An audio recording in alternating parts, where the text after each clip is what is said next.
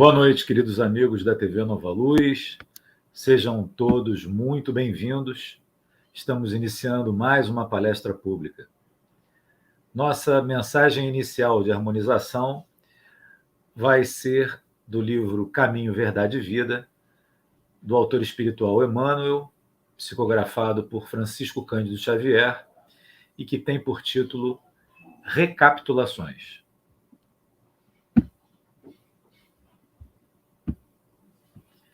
Porque amavam mais a glória dos homens do que a glória de Deus. João, capítulo 12, versículo 43. Os séculos parecem reviver com seus resplendores e decadências. Fornece o mundo a impressão de um campo onde as cenas se repetem constantemente. Tudo instável. A força e o direito caminham com alternativas de domínio. Multidões esclarecidas regressam a novas alucinações. O espírito humano, a seu turno, considerado insuladamente, demonstra recapitular as mais experiências após alcançar o bom conhecimento. Como esclarecer a anomalia? A situação é estranhável, porque, no fundo, todo homem tem sede de paz e fome de estabilidade. Importa reconhecer, porém, que no curso dos milênios, as criaturas humanas, em múltiplas existências, têm amado mais a glória terrena que a glória de Deus. Inúmeros homens se presumem redimidos com a meditação criteriosa do crepúsculo. Mas e no dia que já se foi? Na justiça misericordiosa de suas decisões, Jesus concede ao trabalhador hesitante uma oportunidade nova. O dia volta. Refunde-se a existência. Todavia, que aproveita ao operário valer-se tão somente dos bens terrenos, no crepúsculo cheio de sombras. Alguém lhe perguntará: que fizeste da manhã clara, do sol ardente, dos instrumentos que te dei? Apenas a essa altura reconhece a necessidade de gloriar-se no Todo-Poderoso. E homens e povos continuarão desfazendo a obra falsa para recomeçar o esforço outra vez. Vamos fazer uma breve oração pedindo ao Mestre Jesus e aos amigos espirituais da TV Nova Luz e de todas as nossas co-irmãs que nos forneçam paz, atenção e lucidez para aproveitarmos os momentos de aprendizado que teremos essa manhã e que ilumine o nosso irmão Oscar Martins na palestra que ele vai ministrar. Que assim seja, graças a Deus. Muito bem, então vamos apresentar, acho que nem seria preciso, porque nosso irmão é nosso companheiro aqui de longa data, nosso amigo pessoal, o nosso palestrante de hoje, Oscar Martins, que é trabalhador da nossa casa, do Recanto da Prece, e do GAEROL, Grupo de Apoio Espírita Rosângela Lima. O tema da palestra proferida pelo Oscar hoje é o Espiritismo como Consolador. Oscar, como sempre, mas não me canso de dizer, muito obrigado pela sua generosidade, pela sua sempre constante boa vontade conosco e muito obrigado pelo que eu vou aprender daqui a pouco. Tá? A palavra é toda sua. Excelente palestra. Amigo César, a gratidão acho que é, sem dúvida, muito mais minha por vocês estarem aí sérios, se desvelando para nos acompanhar, para fazer essa entrada com esse vozeirão maravilhoso que você tem. Já falei que você deveria ser palestrante mais do que eu, com essa voz linda. Mas agradeço, meu amigo, agradeço a você, o Cassiano,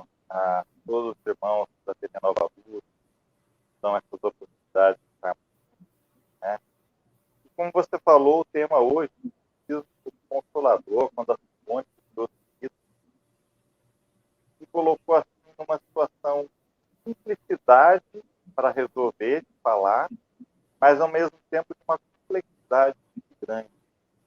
Porque falar de Consolador para as pessoas, para os espíritos sofredores, para os espíritos que trazem dor, que trazem a dor humana, como falar a palavra certa, falar aquilo que talvez seja mais cabível. É muito difícil a gente falar da dor. É muito difícil a gente falar da dor do outro. Mas é muito simples, às vezes, falar da nossa própria dor. Simples quando a dor passou a ser não mais aquele fato que nos tira a leveza do dia a dia, quando a dor deixou de ser uma incógnita, quando a dor deixou de ser um grande algoz, uma grande algoz na nossa vida. E é possível ser feliz na dor, é possível regozijarmos-nos na dor. Seria isso que almejamos para nós? Então, para simplificar, eu optei por, mais uma vez, falar da dor que eu conheço, que é a minha dor. Falar das minhas dores, falar daquilo que me afetou no decorrer da vida. Porque eu já falei várias vezes em outras casas, mesmo nessa nossa vida, teve a Nova Luz, a respeito do eu adicto, as dores que eu vivenciei, como eu vivenciei, mas derivei para o assunto que é voltado para o GAEROL, o grupo de apoio da Rosângela Lima, que é um setor de tratamento de dependência química do grupo de Mestre de Amor, lá do bairro de Santa Rosa, de Herói, qual nós somos formados conselheiros espíritos em deficiência química e codependência, para atender justamente a visão da adicção. A adicção que eu carrego, vou carregar por toda essa existência corporal. Mas, e do outro lado? Afinal de contas, será que o Oscar é só essa visão? O que o Oscar percebeu? O que o Oscar aprendeu? Mas, principalmente, por que ele aprendeu? Mais ainda, com o porquê, com quem?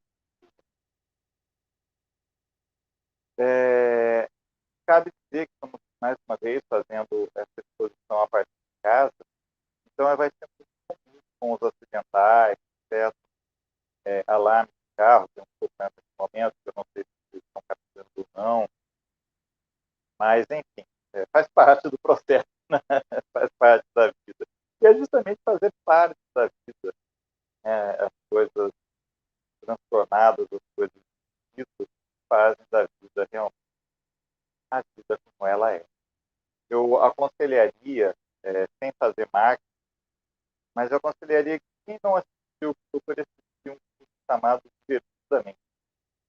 É a história de uma jovem entrando na adolescência, muda de idade, né, por conta do emprego do pai, e que a visão na cabeça dela, né, a parte psicológica dela, emocional, fica gravada em pequenas esferas, em que a alegria quer predominar todo tudo. E isso é uma realidade nossa. A gente quer ter alegria o tempo todo. A nossa ideia é de alegria o tempo todo. Mas tem a tristeza. E a alegria não quer deixar a tristeza bater em nada, encostar em nada. Ela quer manter a tristeza circunscrita a um espaço muito limitado e que não tem efeito nenhum, né? Mas ela não tem restrições à raiva, ao nojo e a outras emoções que a gente carrega, né? Então, sem dar spoiler, ao final do filme, o que a gente percebe é que cada lembrança que é guardada em esferas, né, cada boa lembrança que é guardada em esferas, é uma miscelânea, uma misturada de cores, a cor daquilo que nos dá um pouco de raiva, que tem um pouco de raiva envolvido, um pouco de amor, um misto de alegria, uma tristeza. A nossa vida é essa. Nós somos essa miscelânea emocional. Nós somos essa miscelânea. Então, vamos pegar assim, a vida, buscar desde o começo. Pouca gente sabe, mas a minha infância, internamente, foi muito turbada.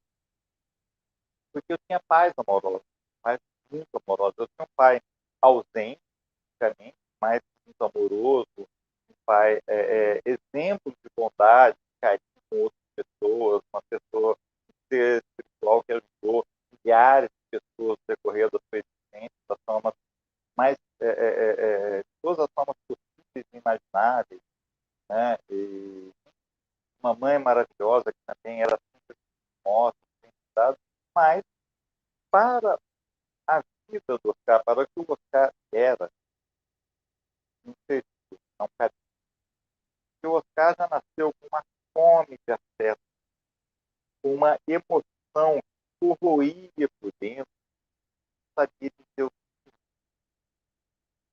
uma emoção tão confusa que eu tinha muito medo do diabo. Eu fui criado dentro de uma outra versão religiosa, então eu tinha um medo muito grande do diabo, do inferno, eu não sabia por quê. Eu era apenas uma criança. Medo, medo do diabo, medo do inferno, mas principalmente tinha medo de Deus. Deus que irava, Deus tinha raiva de quem pecava. E isso me levava a fazer rezas, Padre Nosso e Ave Maria, continuamente, às vezes centenas no mesmo dia, buscando um conforto, buscando alguma coisa que amenizar aquele sofrimento que eu carregava. Não sabia. Mais tarde, eu vim a entender que aquele ano. Mas espera aí, como é que a culpa pode afetar uma criança de 7, 8, 10 anos? Lógico que as emoções são assim, a gente vai ficar calma, a gente vai ficar mais assim, né? Mas o processo reencarnatório não tira o que você é, não muda o que você é. O processo reencarnatório, a morte não se transforma, ela assim, não se transforma. Às vezes, o motivo da morte, às vezes a condição da morte pode ter sido impactante, mas não a morte, não a desencarnação, nem a reencarnação. Então, eu com certeza trouxe de outras vidas, eu trouxe essas emoções adoecidas de outras vidas, mas eu não sabia explicar, porque não tinha ninguém que falasse, não tinha conhecimento, ninguém podia falar dessas dores, eu não podia falar com ninguém a respeito dessas dores.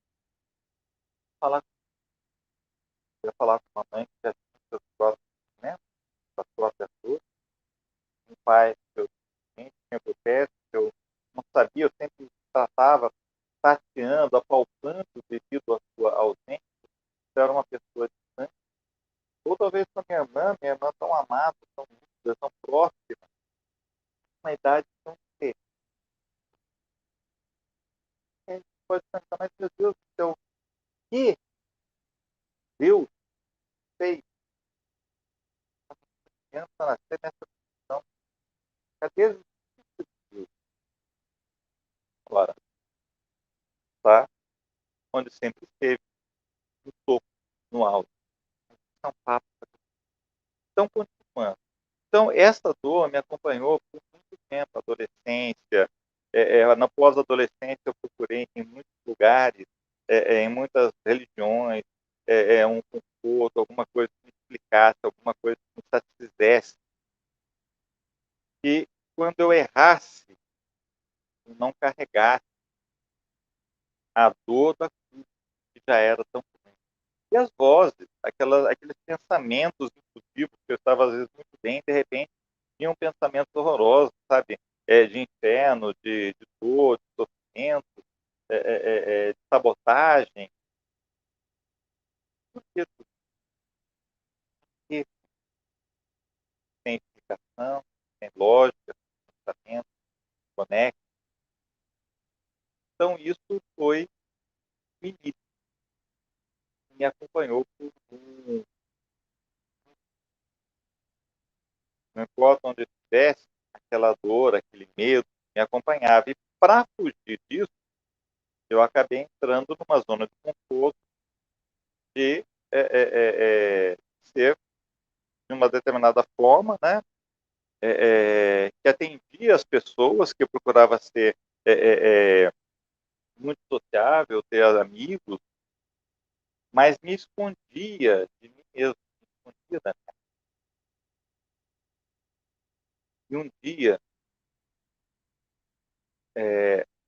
aquelas vozes, aquele tormento, aquela culpa, me levaram a uma tentativa de uma cidade longe, sem parentes perto, milhares de pessoas querendo, né? Mas naquele dia, um fato foi divisor de água. Momento crucial, uma voz falou: meu, não faça isso.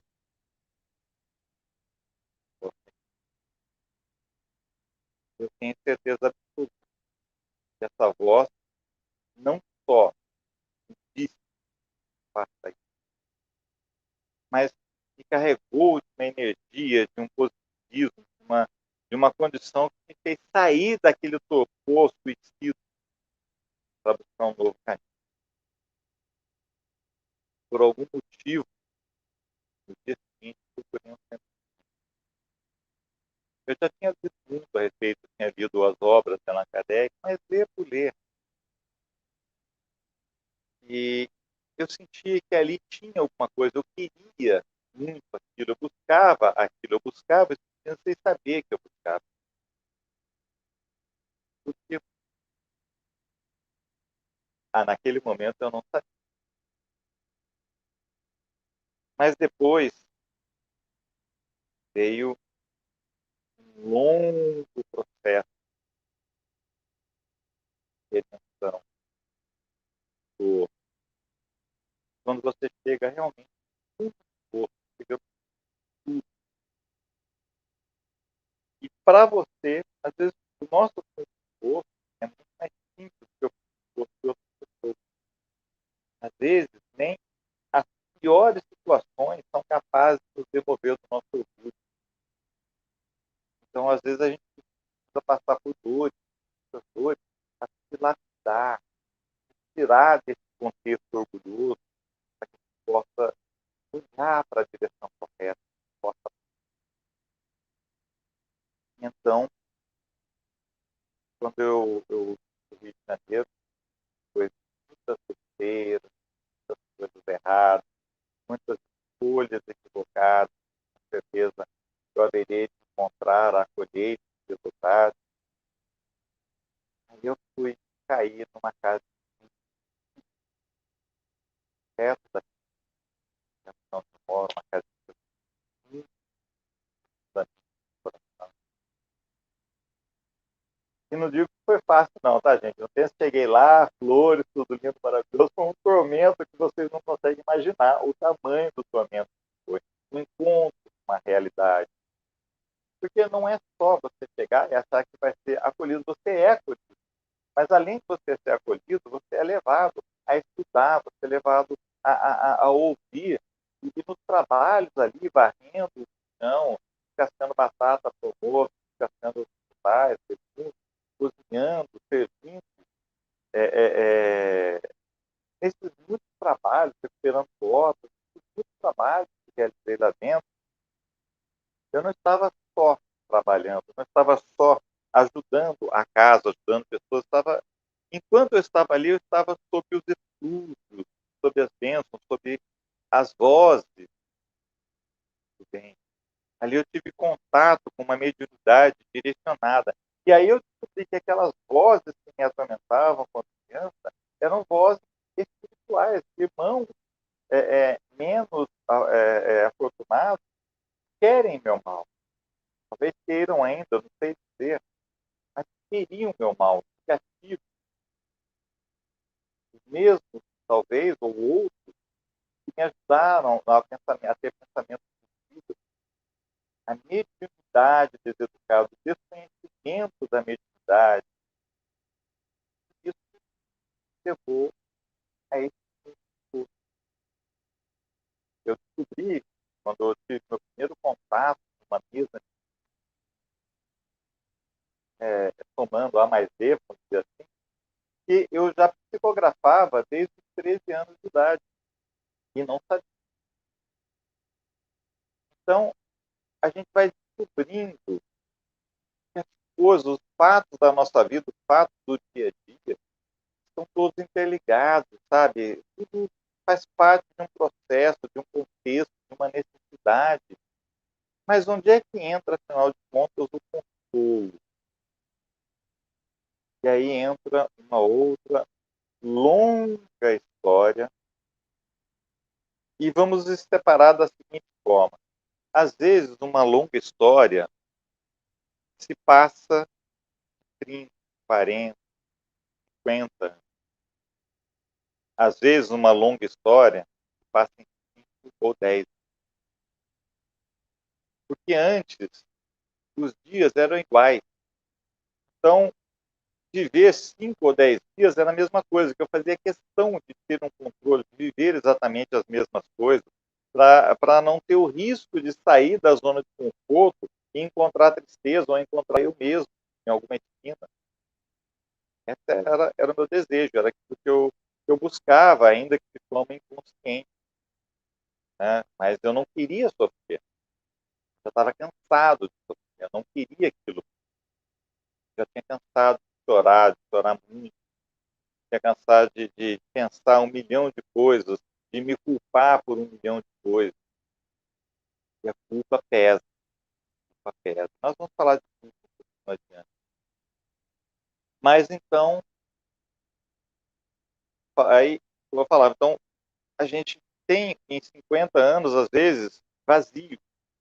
Então você precisa de 50 anos para preencher alguma coisa de bom. Às vezes você precisa de apenas 5 de dias cheios, de dias plenos, para você escrever muito mais história que 50 anos que passaram. E aí já entra um outro fator de benevolência, que é o fato da gente, quando a gente caminha na direção certa, a gente frutifica.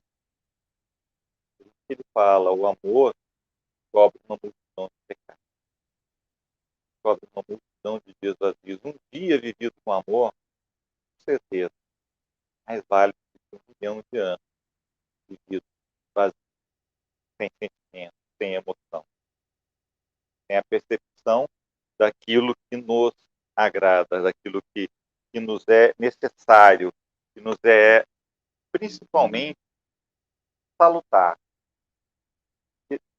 Devemos entender disso. É salutar vivemos a parte espiritual, é salutar vivemos o amor, é salutar vivemos tudo aquilo que Jesus prega.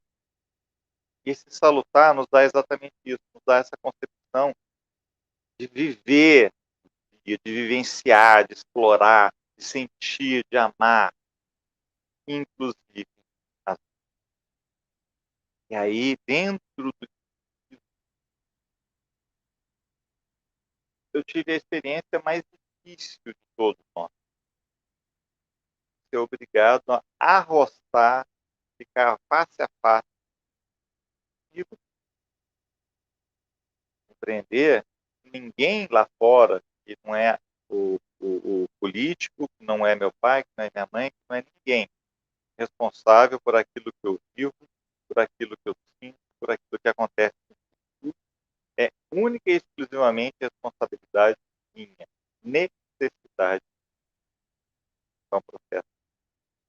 É um processo muito complexo, porque você muda completamente o seu entendimento. Dói. Você passa a se entender como único responsável por você mesmo. Só que isso é libertador. Porque enquanto eu carregava a culpa trava, a culpa amarra. O Espiritismo nos mostra que não somos culpados. Sabe? Minha culpa, minha tão grande culpa, não. Minha responsabilidade. E a responsabilidade da vida é como a responsabilidade que a gente tem por um filho, é a responsabilidade que a gente tem por bem educar, por bem trazer, por bem conduzir. A nossa vida é igual, a gente tem que bem educar, bem conduzir a nossa vida, porque somos responsáveis por aquilo que fizemos, mas a responsabilidade não nos trava.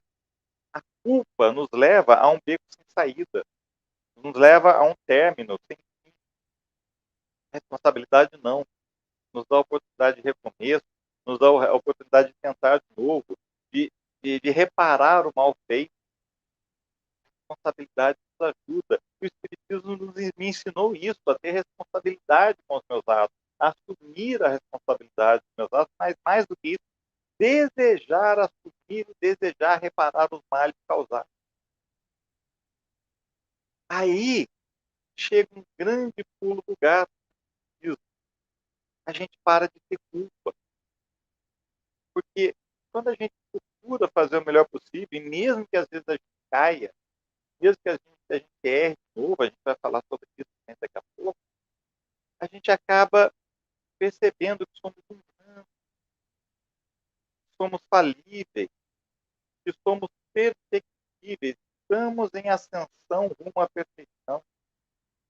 E mais do que isso, a gente passa a ter uma visão de um Deus que é amor, de um Deus que é pureza, de um Deus que é bondade, de um Deus que, acima de tudo, não está, sabe, preocupado em irmos para o inferno, porque o inferno não existe, sabe? Acabou o inferno, acabou de, peraí, eu não vou, não, eu tenho uma chance, eu tenho uma chance a mais, eu vou ter mais chance, eu vou me recuperar. E aí dá a vontade de realmente ter mais, que Deus vai dar. Afinal de contas, o motivo de Jesus.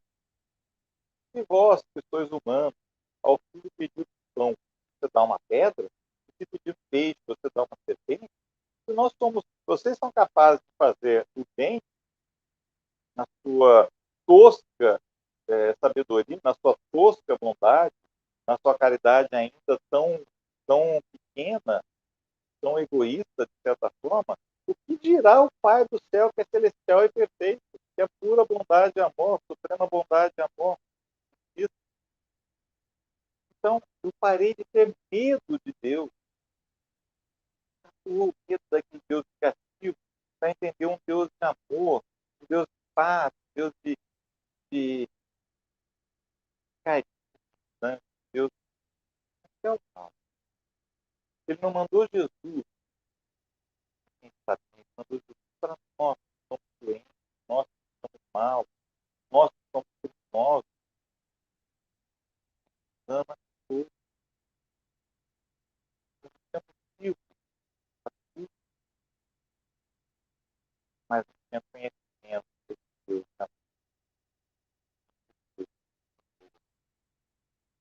Deus me apresentou um Jesus que, longe de ser o filhão, bem dotado, bam, bam, bam, Deus pegou e fez ele lá perfeitinho, maravilhoso. Tá, tu vai dar tudo aqui, tu vai ser o cara que vai resolver os problemas. E os outros filhos? Os outros filhos são os outros filhos. É o pensamento que muita gente tem intimamente. A gente se acha inferior a Cristo. Mas não somos inferiores aos anjos. Estamos apenas antes que eles são hoje. Estamos tempos que eles já viveram.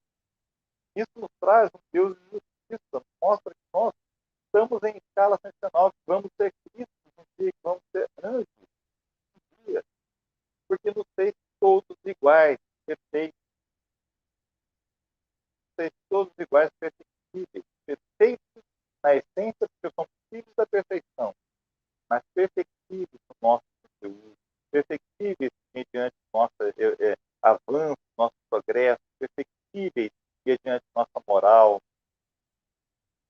Uma pergunta, será que é uma religião que fez essa diferença? Será que foi o Espiritismo enquanto religião? Não. Foi o Espiritismo enquanto doutrina, foi o Espiritismo enquanto lógica, que para mim é irrefutável a ideia de Deus de bondade, de Deus de amor. E basta pensar da seguinte forma: ave boa. O verdade é essa de um Deus cuja criação humilde das águas se preenche de nuvens, do ar, é capaz de planar no céu, que é capaz de aproveitar a gravidade que atrai o chão e o ar. A própria gravidade mantém na forma de atmosfera para voar esse elemento tão maravilhoso. Cores. Se fosse o nosso mundo em preto e branco, não conheceríamos nada. Deus deu o dom de cores para podermos pintar, fazer pinturas maravilhosas, para podermos decorar, para podermos sentir prazer com o visual. Por que nos dá cores? Poderia ser, olha, a vida sua vai ser preto e branco, eu não estou nem aí com você. Não. Nos deu a capacidade para isso, gente. Não é fácil, não, que ele só instalou o dedo, não. Foi necessário um trabalho maravilhoso. Nós temos milhões de células no corpo, milhares delas no fundo do globo ocular, que são responsáveis por captar a luz, o reflexo da luz, as energias, as vibrações da luz nos copos. Esses copos refletem a luz de outra forma e são captadas por essas células, transformadas em circuito elétrico, em corrente elétrica, são passados para o cérebro ser um entendimento. E do cérebro, pela equipe, por outros, por outros meios, acaba passando para o eu espiritual. Que trabalho maravilhoso, para quem nos dá o prazer do sabor.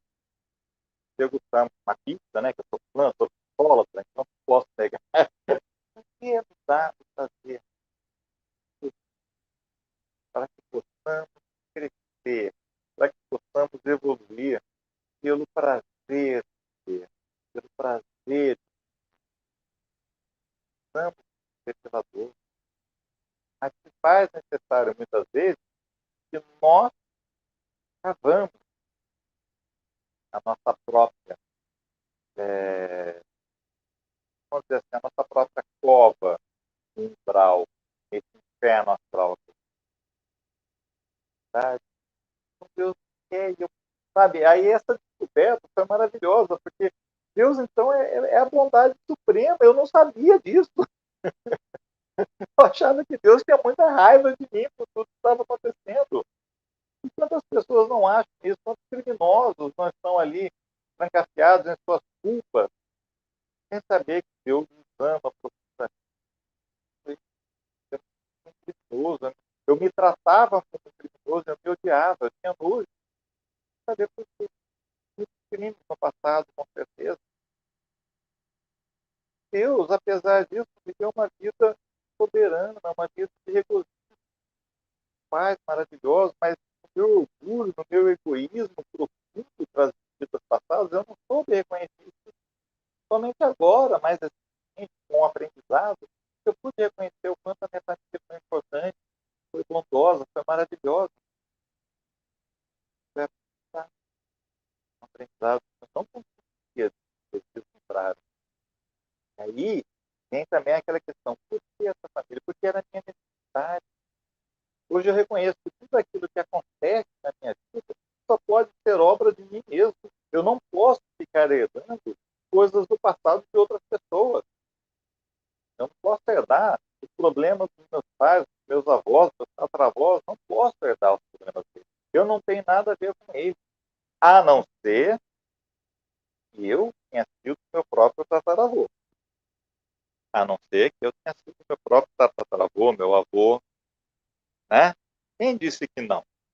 Quem disse que isso seria impossível? Lógico. Aí eu vou assumir as responsabilidades do eu, dos meus atos, daquilo que eu fiz. E tudo que aconteceu na minha vida hoje eu compreendo. Meu Deus, era tudo que eu precisava para aprender, só que eu não sabia. E aí vem aquela palavra de Cristo: conhecereis a verdade, e a verdade vos libertará. Que verdade? A verdade de que não somos um jogo de dados. Que nós somos filhos do amor mais profundo, mais completo que existe, que é o amor de Deus. Que nós tivemos um irmão maravilhoso, um Cristo, que veio de esferas muito superiores, que já está bilhões de anos, é o irmãozão mais velho, né? Que está bilhões de anos, muitos bilhões de anos à nossa frente, mas teve todo o sacrifício de se adensar, de poder vir a frequentar um corpo tosco, um corpo pesado, um corpo, sabe, físico, num ambiente extremamente pesado do planeta Terra, para a gente poder matar, crucificá-lo, né? Não era essa a intenção, talvez, isso foi o que fizemos. Ah, não, Oscar, mas eu não estava lá na crucificação. Sim, nós estávamos na crucificação. E, na verdade, a nossa responsabilidade é maior que a gente imagina. Isso, se viesse hoje, talvez tivesse que ser novamente crucificado para nós entendermos as nossas missões. Em outros mundos, outros Cristos, provavelmente não precisaram passar por esse flagelo. Mas esse nosso irmão precisou. Porque vivíamos no mundo de uma forma mundana. Vivíamos no mundo de uma forma absolutamente material, egoísta. Mudamos, será, no decorrer do tempo? Provavelmente muito pouco. A gente pode ver pelo que a gente vê nas mídias sociais, pelo que a gente vê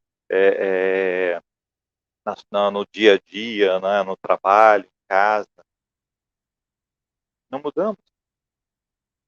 Então, o sacrifício do Cristo foi uma necessidade para mostrar para nós o tamanho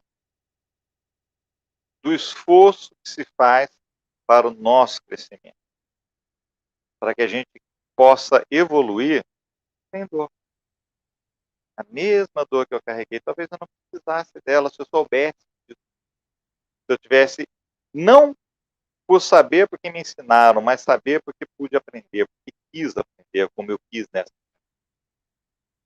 Então, o Espiritismo, como consolador, eu poderia investir esse tempo de 1 hora, 40, 50 minutos, falando muito a respeito dos estudos, a respeito, sabe, do Pentateuco, do Livro dos Espíritos, do Evangelho segundo o Espiritismo, o Livro dos Médiuns,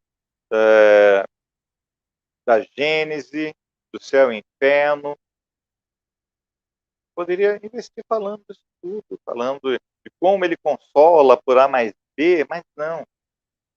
Eu prefiro falar de vida, porque nós estamos vivendo a vida. Tem pessoas aqui agora que vão me ouvir, se Deus quiser, alguém vai me ouvir, carregando uma dor imensa, carregando uma perda de alguém que ama, carregando uma culpa, carregando um medo.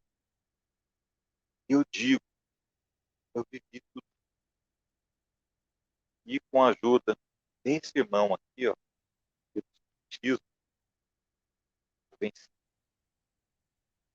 Talvez não tenha me vencido, como de fato não completamente. E aí cabe trazer Paulo de Tarso, que na sua redenção passou a se chamar Paulo de Tarso. Quanto tempo mais eu vou errar? Será que eu vim aqui? Será que Deus pensa nos meus erros? Mas aí a gente lembra de Paulo, que numa de suas epístolas diz assim, o bem que eu quero fazer, esse eu não faço. Mas o mal que não quero, eu faço. Paulo de Tarso, na minha concepção humilde, incompleta, perfeita, Paulo foi o mais diligente, o mais persistente, o mais consistente, o mais culto dos divulgadores.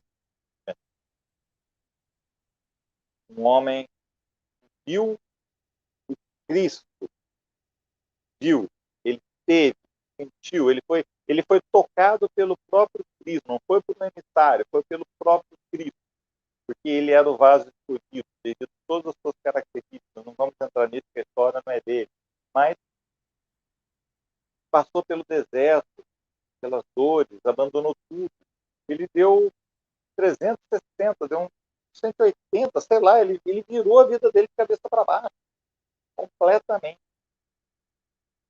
Mesmo mal, eu não quero, eu faço. Porque, na verdade, a outra coisa que o Espiritismo como Consolador nos traz, nós somos imortais. A gente tem que se esforçar ao máximo em cada vida. Mas quer dizer que vamos acertar? Não. Vamos errar. Vamos continuar errando. Não tem jeito. É uma questão assim, de a gente estar aprendendo. Só erra quem tenta aprender. Salvo quem o faz por maldade. Mas mesmo assim, não deixa de ser um movimento.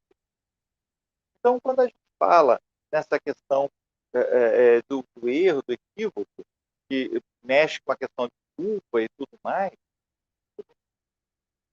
desde que estejamos com vontade de sermos melhores, que estejamos trabalhando para sermos melhores, esse que é o foco. Isso que é importante. Não basta a gente querer dizer que eu estou orando, estou doando, não basta isso. É a nossa intimidade que vai contar. E é isso que Paulo mexeu dentro da sua própria intimidade. Mais uma vez, o mesmo Consolador nos explica, através da justiça da reencarnação, que Deus dá as possibilidades de acerto. Algumas vezes, encarnações mais pesadas, necessárias para a gente encontrar o peso dos nossos equívocos. Outras vezes, encarnações mais suaves, que é para a gente ter um repouso depois de muitas encarnações batidas. Mas é a bondade de Deus trabalhando sempre. Então, mesmo quando a busca é Deus, vou tentar fazer melhor. Não adianta achar que a vida acaba. Errou uma vez, errou e acabou, vai vendo. Ou que depois eu vou acabar por uma redenção encontrando já direto para isso. Isso não vai acontecer. Isso também é consolador. Porque senão nós imaginaríamos assim, de uma forma negativa que nós somos emocionalmente cruéis, nós somos pessoas cruéis, a humanidade é cruel ainda, nós já falamos disso agora há pouco. Imaginemos uma pessoa que errou muito, morte, com violência sexual, com outras coisas, de repente, está totalmente arrependido e vai para o paraíso. Alguma coisa injusta nessa história, alguma coisa, sabe? Não pega. Mas essa pessoa vai sim encontrar o paraíso, cedo ou tarde. Mas tem muita coisa para modificar, não basta só a redenção, tem todo um aprendizado. E é o aprendizado que a gente está tendo. É como você ir mal num bimestre na escola e ir bem no próximo, se esforçar para ir bem, para recuperar as notas. Uma coisa mais gostosa do que imaginar isso. Agora imaginar, pô, eu fui mal nessa prova, acabou o ano, não tem mais, perdeu. Não tem mais retorno, não tem mais como fazer diferente. Tem como fazer diferente, tem o próximo ano, tem a próxima encarnação, tem a próxima oportunidade. Deus está ali cuidando de tudo. E é o que o Espiritismo trouxe. Essa visão ampla, essa visão de imortalidade, essa visão de que a dor nada mais é do que a necessidade que eu carrego. Então, tem como regozijar na dor, no sofrimento? Tem como regozijar na dor, no sofrimento? Tem. Quando a gente compreende, sabe ser grato. Deus, se eu estou passando por isso, algum motivo justo tem para comigo mesmo. É uma oportunidade que o Senhor está me dando para que eu possa compreender meu próprio processo. Vamos imaginar um exemplo que eu já usei muitas vezes, um estrepe, uma farpa, alguma coisa que pega no pé. Que doa, né? Dói, está no prego. Agora imagina ficar carregando esse prego, esse estrepe durante muito tempo e não querer mexer naquilo. A dor está alertando que tem alguma coisa errada. Se não tivéssemos a dor, a gente viveria todo machucado, a gente morreria muito cedo, porque nos machucaríamos e não sentiríamos nada. Mas Deus deu a dor para quê? Para alertar que alguma coisa está errada. E isso vale para a dor moral, vale para a dor espiritual. Se está doendo, alguma coisa está errada, gente. Se doeu, toma que é teu. Já fiz o ditado. E então é possível regozijar. Meu Deus, obrigado por estar acontecendo isso agora. Me ajuda a compreender a lição, me ajuda a compreender onde eu devo estar, me ajuda. E ele ajuda, ele não nega nada, a gente pede e obtém. Deus é bondade, Deus é amor.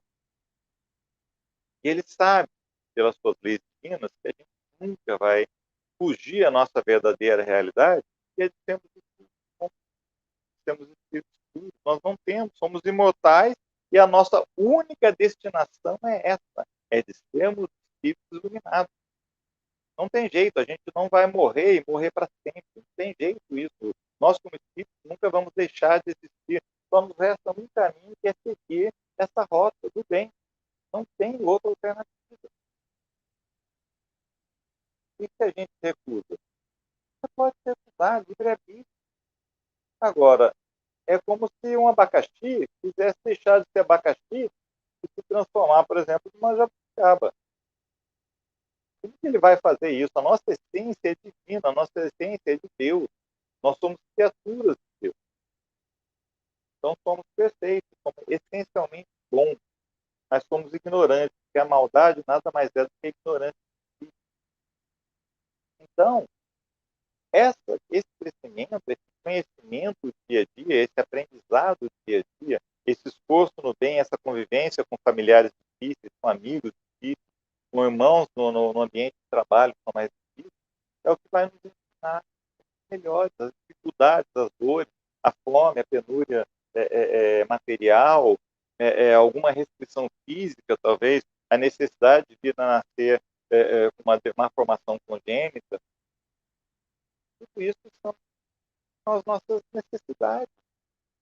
E a gente tem que dar graças a Deus, porque Deus deu a dor para avisar que alguma coisa está errada. E essa dor, às vezes, vem pequenininha, muito tempo a gente vai negando, a gente vai evitando tratar, vai evitando cuidar, até que vira uma coisa complicada. Foi isso que eu fiz. Infelizmente, foi esse caminho. E até que se tornou tão complicado, tinha muito mais o que fazer, a não ser uma dor muito profunda. E essa dor veio fisicamente, moralmente. Eu acordei.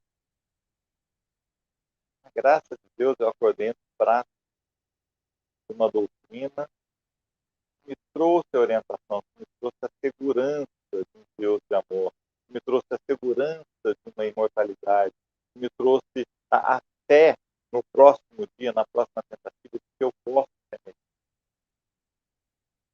Alguém pode estar se perguntando, mas Oscar, então o Espiritismo é a melhor religião que existe? Não. Não. Para mim é a melhor, ela é perfeita para mim. É onde eu me encaixei como uma luz, é onde eu vejo a verdade, onde eu vejo as coisas com clareza, onde eu entendo que existe a realidade. Mas muita gente não vai encontrar nessa mesma vibração, vai encontrar em outra religião, que sejam felizes. Então, qual é a melhor religião? É aquela que serve como ferramenta, que te ajuda, que impulsiona no seu esforço pessoal de ser uma pessoa melhor a cada dia. Essa é a melhor. Não importa qual seja ela. Aí no futuro, acho que todas as religiões até hoje, mesmo nas suas mais pétreas leis, nas suas mais pétreas, nos seus mais pétreos embasamentos, toda religião que eu conheço até hoje sofreu alguma modificação. Todas, algumas profundas modificações. Então, o espiritismo vai ser, final de tudo, religião. Eu acho que o conhecimento, no final, porque no final da história, a religião é uma só, né? Nosso objeto é só Deus. Está ali, que é o Pai, que é o Criador. Nós sendo melhores. Então, vai ser a melhor, a religião de todos, e ao mesmo tempo nem todas vão estar emaranhadas, tudo aquilo vai se transformar. E o que vai sobrar vai ser o conhecimento, vai ser só a propriedade. E aí sim, aquelas palavras do Cristo serão mais válidas. Conhecereis a verdade vos libertará. A verdade foi o que me libertou. A verdade foi o que me trouxe a estar aqui, encarnado, buscando ser melhor, buscando todas as formas que me são possíveis com a minha pequenez, com o meu egoísmo, com o meu orgulho, com a minha vaidade, com todas as minhas imperfeições, procurando, de alguma forma, caminhar melhor a cada dia. Isso eu consegui dentro. E também uma outra pessoa que, em sendo imortal, não acaba. Não acaba, além de não acabar, me dá a chance do reencontro. Muitas pessoas almejam reencontro com os entes amados, com os entes queridos, com aquelas pessoas que foram boas, que o relacionamento foi bom, a gente quer muito isso. A esperança medida em para essa para amor, para papai. A esperança reside onde eu deixei âncoras, onde eu deixei portas fechadas, onde eu destruí pontos, está no reencontro.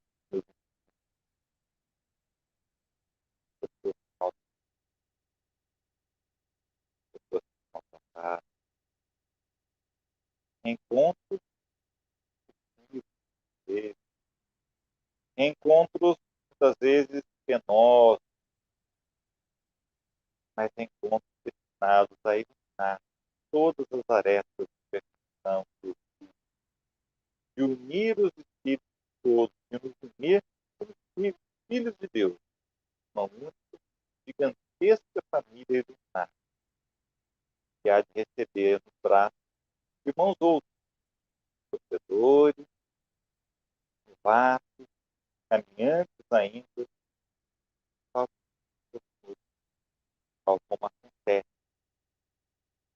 E aí entra mais um regozijo, saber que eu faço, eu vou ter a oportunidade de resgatar tanto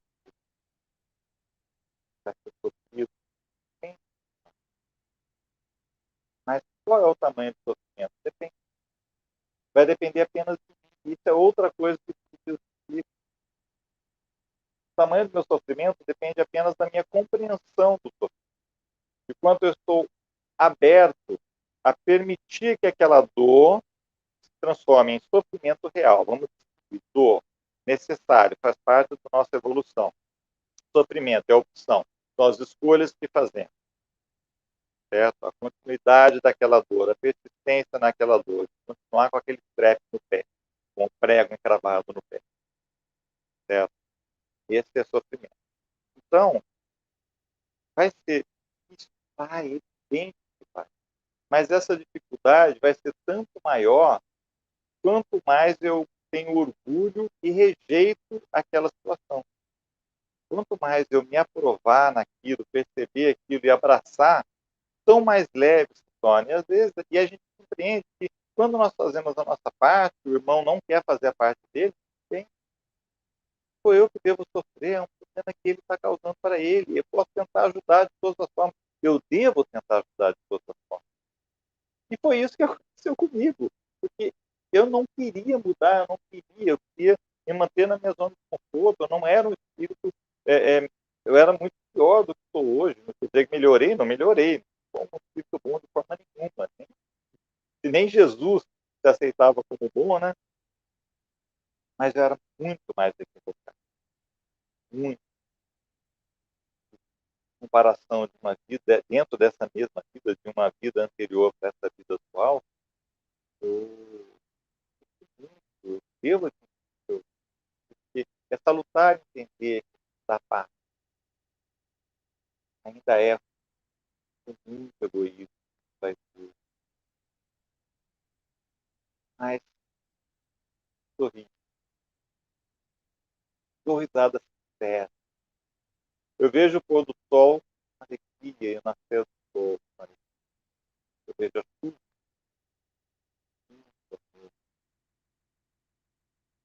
eu vejo cada ser representante máximo de Deus, eu vejo as dores, eu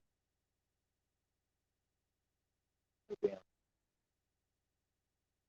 eu vejo tudo aquilo que me desafia, me teste, me afronta, são necessidades para mim evoluir. Fracasso, lógico, mas não me nego a pensar depois que preciso fazer um esforço. Porque, na verdade, é assim, mano, Paulo, aliás, João, traz isso do Evangelho, e o Espiritismo nos explica. A gente precisa fazer o bem,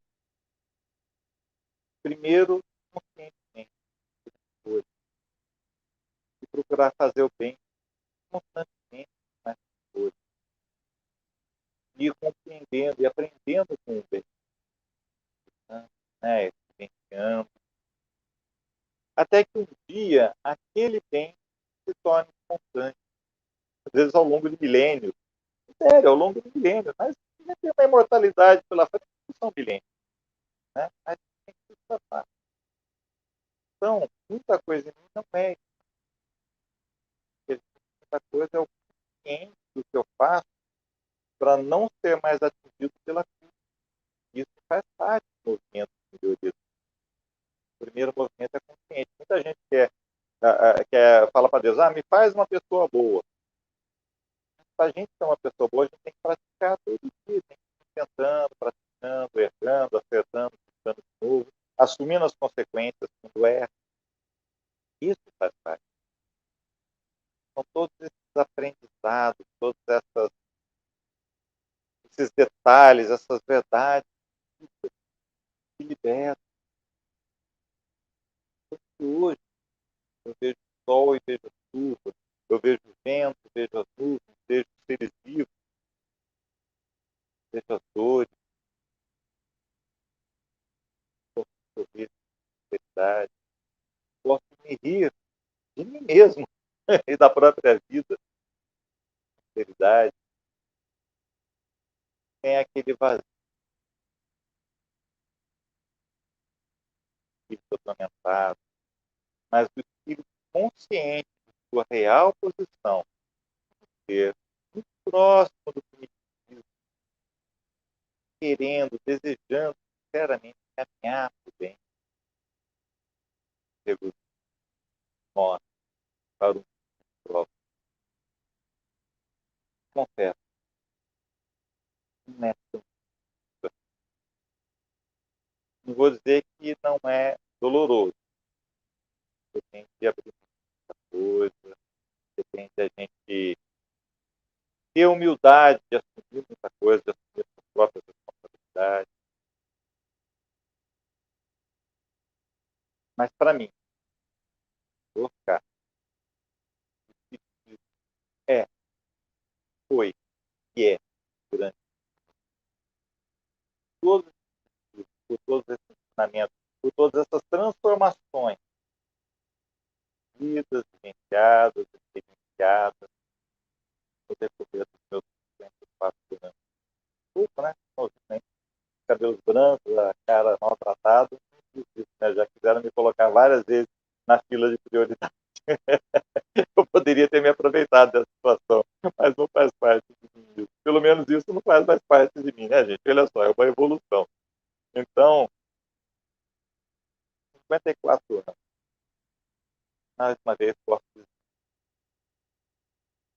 54, 40 anos foram vividos na dor, no plano do prazer, na fuga de